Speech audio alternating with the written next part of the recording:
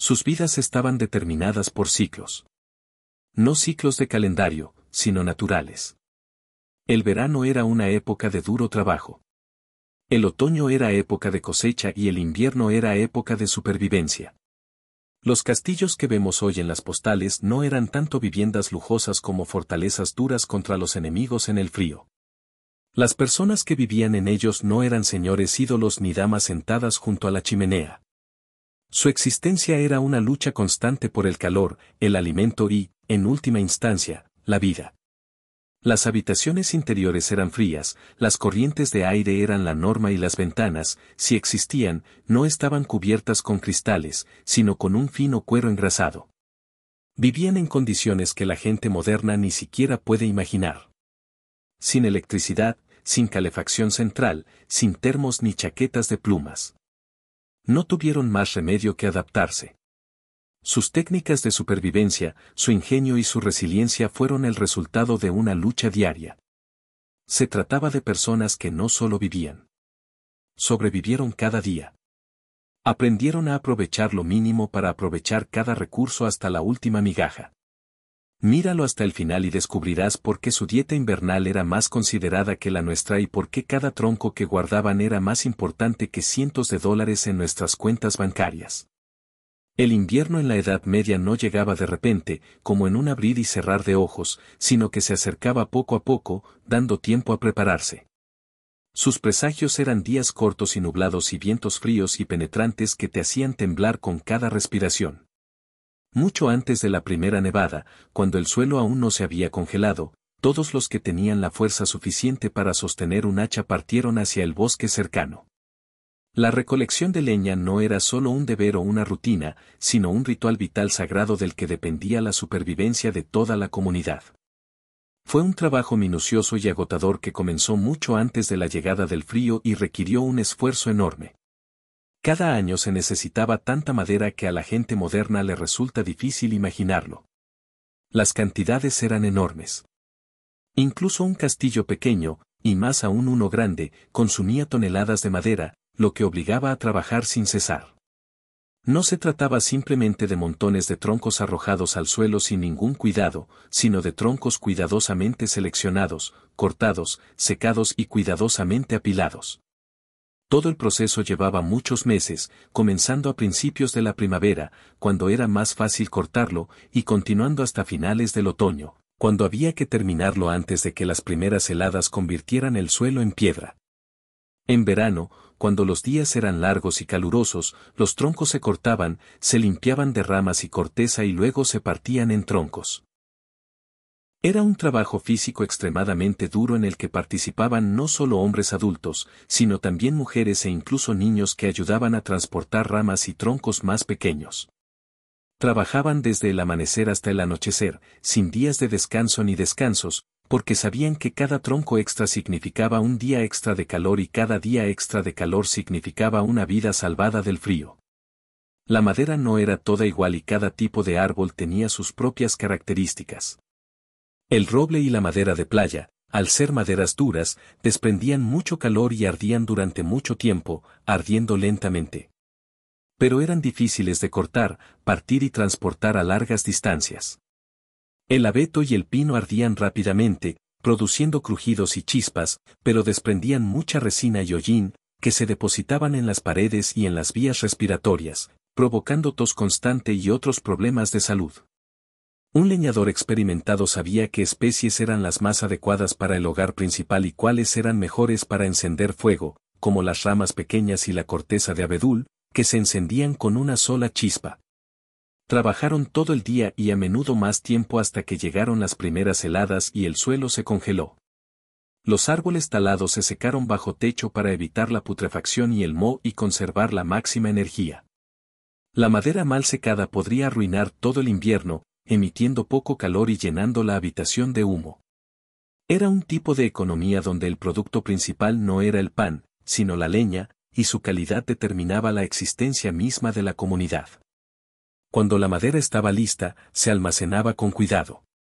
Las pilas de madera fueron cuidadosamente planificadas y organizadas para garantizar la máxima conservación.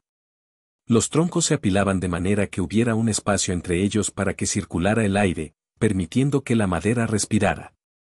Esto ayudó a mantener la madera seca, evitar que se pudriera y dejarla completamente lista para su uso.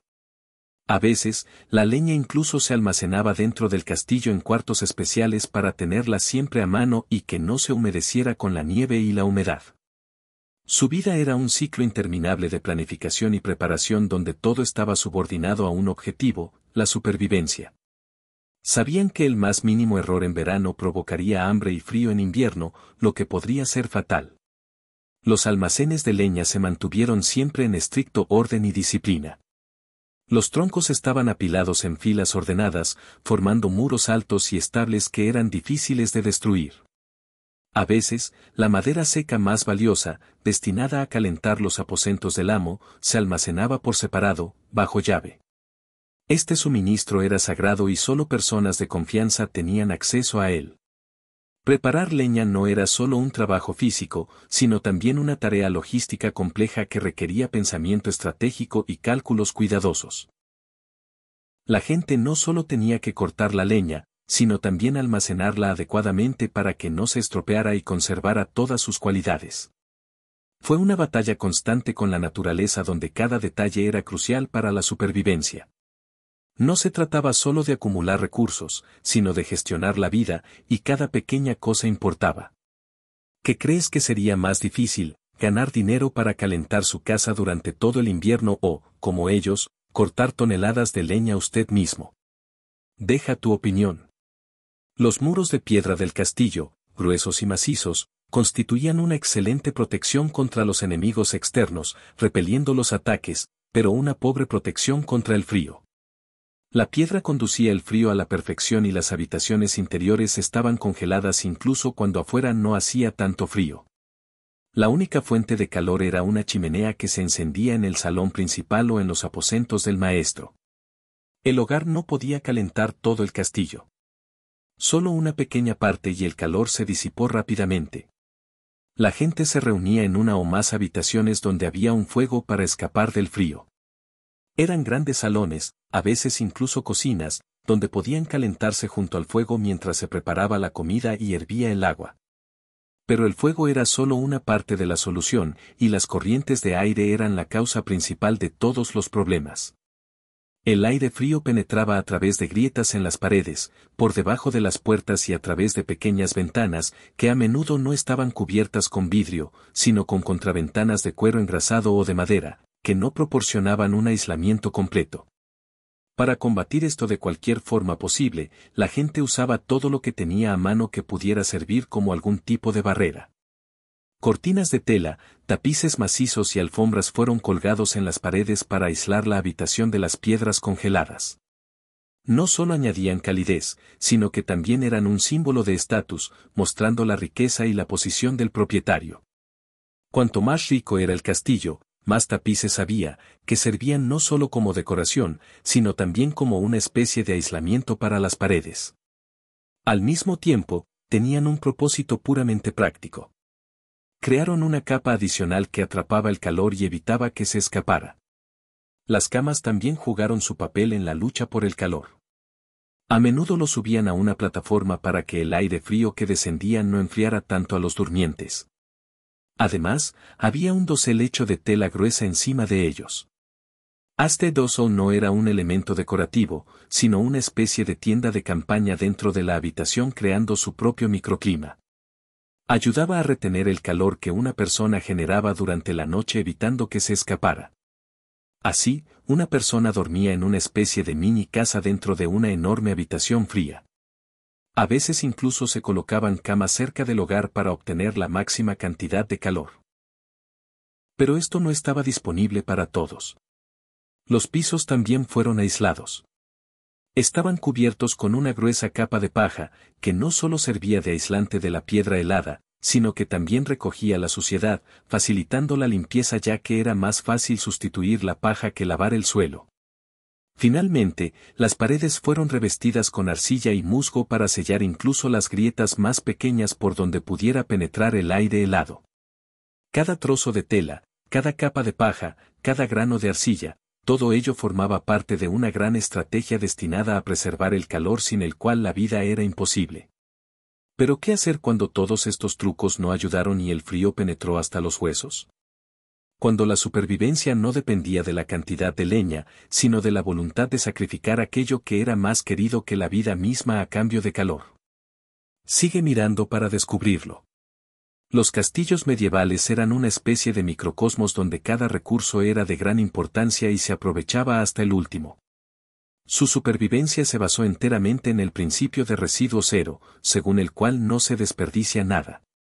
Gestionar estos recursos era un verdadero arte que requería habilidad, sabiduría y previsión para garantizar la supervivencia. Ningún material se desechaba porque todo tenía su precio, su finalidad y podía ser útil en el hogar. Esto no solo era cierto para cosas obvias como alimentos y combustible, sino también para los artículos más inesperados que la gente moderna ni siquiera consideraría recursos. Tomemos la paja como ejemplo. La paja, que hoy consideramos un subproducto y a veces incluso un desecho, era entonces un material valioso y multifuncional. Era un símbolo de practicidad e ingenio y su uso estaba muy extendido. Se utilizaba como cama para el ganado para evitar que los animales se congelaran en el suelo helado del granero, lo que era fundamental para su salud. Esto ayudó a mantener el ganado sano, prevenir resfriados y mantener la productividad. La paja también se utilizaba como aislante para las paredes, que se rellenaba con grietas y huecos, y para los suelos, que se cubrían con una capa gruesa. Este material simple y asequible creó una barrera aislante increíblemente importante, impidiendo que el frío entrara en la habitación. Esto no solo aisló la habitación del frío, sino que también creó al menos un mínimo de comodidad.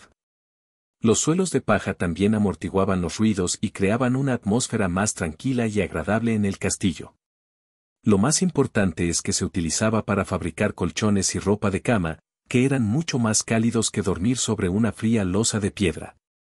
Estos colchones, rellenos de paja seca, eran el lugar principal donde dormían la mayoría de los habitantes del castillo, desde los sirvientes hasta los caballeros. Otro recurso importante era la lana. La lana esquilada de las ovejas se utilizaba para fabricar ropa, mantas cálidas que constituían la base del lugar para dormir e incluso para aislar las ventanas. Estos tejidos gruesos de lana eran indispensables para protegerse del frío intenso cuando no había suficiente lana, para abrigarse se utilizaba cuero y pieles extraídos de animales sacrificados. Esto era muy caro y prestigioso, pero salvaba a la gente de la congelación porque la piel creaba una barrera a prueba de viento. Incluso las plumas de aves recogidas durante la caza o después de la matanza tenían un buen uso.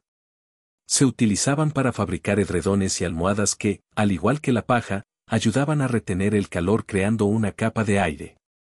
Estos productos de plumas eran suaves y acogedores, permitiendo que el cuerpo se relajara y no desperdiciara energía en tensión. Además, la gente utilizaba carbón vegetal, que se obtenía de la madera quemándola lentamente en pozos especiales excavados en el suelo. El carbón ardía durante más tiempo y producía más calor que la leña común, además de producir menos humo y hollín. Fue un auténtico lujo y muy valorado. Se utilizaba para calentar estancias pequeñas como herrerías donde se requerían temperaturas altas y constantes o para calentar los dormitorios de la nobleza. Los colonos también utilizaban grasa de cerdo que se fundía y se vertía en moldes especiales para hacer velas. Esta grasa era tan valiosa que se guardaba para los fines más esenciales, como la iluminación durante las fiestas. Estas velas no solo proporcionaban luz, permitiendo a la gente realizar sus actividades después del atardecer, sino que también emitían un poco de calor y ayudaban a secar el aire de la habitación, haciéndola subjetivamente más cómoda. No se trataba simplemente de utilizar recursos, sino de utilizarlos de forma libre de desperdicios y multifuncional, donde cada parte de un animal o una planta tuviera un uso, nada se desperdiciara y todo se aprovechara, lo cual era un principio vital de supervivencia. En invierno, la dieta cambió drásticamente porque el acceso a productos frescos era limitado.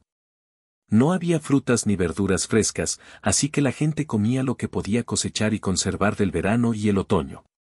Su dieta consistía principalmente en carne salada, pescado y verduras secas, así como cereales y legumbres que almacenaban durante todo el invierno. Estos alimentos eran esenciales para la supervivencia, proporcionando al cuerpo las calorías que necesitaba. No era solo comida para mantener a la gente con vida. Era combustible para el cuerpo, sin el cual la gente no podía sobrevivir el invierno porque mantenerse caliente requería mucha energía. La dieta medieval era muy rica en calorías y grasas, necesarias para mantenerse caliente. La carne, el pescado graso, la grasa de cerdo, las legumbres y los cereales eran las principales fuentes de energía. Las sopas y guisos grasosos cocinados a fuego lento no solo eran deliciosos sino también vitales, ya que proporcionaban al cuerpo todo lo que necesitaba. Ayudan al cuerpo a generar calor y mantener la temperatura corporal en el frío constante. La gente comía mucho y a menudo para evitar congelarse y debilitarse. Por ejemplo, preparaban sopas espesas de frijoles con manteca de cerdo que proporcionaban al cuerpo las grasas y proteínas que necesitaba para mantener su temperatura interna. El pescado ahumado y la carne salada hasta el punto de imposibilidad eran la base de su dieta, ya que podían conservarse durante mucho tiempo sin necesidad de refrigeración. Estos métodos de conservación, como la salazón, el ahumado y el secado, eran su único seguro contra la hambruna. El alcohol también jugó un papel en la dieta invernal. La cerveza y el vino, diluidos y sin diluir, ayudaban a calentar dilatando los vasos sanguíneos y creando una sensación de calor. No eran solo bebidas, sino también fuentes adicionales de calorías y energía tan necesarias para el organismo. Además, a menudo se utilizaban para desinfectar y como remedio contra los resfriados, ya que se creía que el alcohol mataba los gérmenes. Sin embargo, a pesar de todos estos trucos, los suministros de alimentos no eran infinitos. ¿Qué hicieron cuando se acabaron los alimentos y el invierno apenas comenzaba? ¿Quieres saber cómo se las arreglaron cuando se acabaron los suministros de alimentos y el invierno apenas comenzaba? La respuesta llegará pronto. La ropa no era solo una declaración de moda, sino un sistema de supervivencia de múltiples capas. Se trataba de un complejo mecanismo de protección frente al medio ambiente donde cada capa tenía su finalidad específica. No era solo un homenaje a la moda, sino una necesidad dictada por las duras condiciones de vida y la elección correcta de la ropa determinaba la salud de una persona e incluso su propia vida. En una época en la que no había calefacción central, la ropa servía como una fortaleza móvil personal que protegía del frío intenso. Cada prenda de vestir tenía una función específica, absorber la humedad o retener el calor. Este complejo sistema permitía regular la temperatura corporal, evitando el sobrecalentamiento y la hipotermia, lo que era especialmente importante al realizar trabajos físicos pesados. Por ejemplo, la capa interior tenía que absorber rápidamente el sudor, mientras que la capa exterior tenía que proteger contra el viento y las precipitaciones, evitando que la humedad llegara al cuerpo. Fue cuidadosamente diseñado para proteger el cuerpo del frío constante y de las corrientes de aire. La ropa fue diseñada para crear bolsas de aire entre las capas que servían como barrera natural.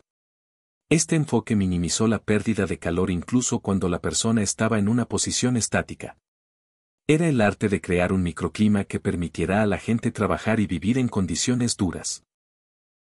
La gente aprendió a utilizar hábilmente los materiales disponibles para crear condiciones de temperatura óptimas que les permitieron sobrevivir en condiciones que hoy nos parecen insoportables. Para mantenerse caliente, la gente usaba varias capas de ropa.